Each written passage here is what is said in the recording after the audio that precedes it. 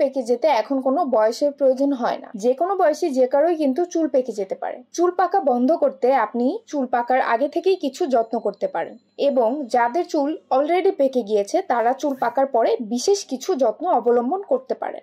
আমরা কম বেশি সবাই জানি হেনা বা মেহেদি চুল পাকা রোধ করতে কতখানি উপকারী।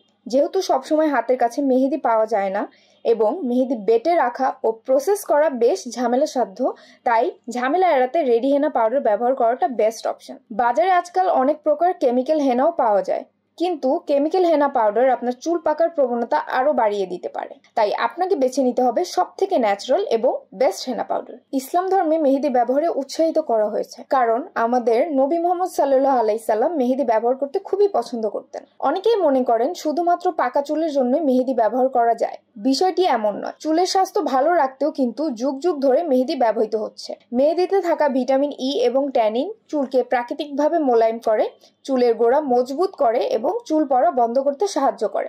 অপরাজিতা হেনা পাউডারটি যে কোনো বয়সে যে কেউ ব্যবহার করতে পারবে। হেনা প্রোটিন প্যাক সপ্তাহে 1 থেকে 2 বার ব্যবহার করলে অনেক ভালো ফলাফল পাওয়া যায়। হেনা প্রোটিন প্যাক বানাতে প্রথমে চুলের ঘনত্ব বুঝে হেনা পাউডার নিতে হবে।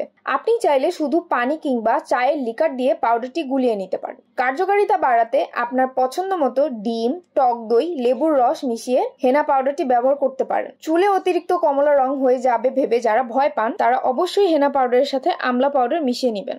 ভিডিওতে আমরা একে একে আমলা, হরিতকি এবং বহেরা পাউডার মিশিয়ে নিচ্ছি।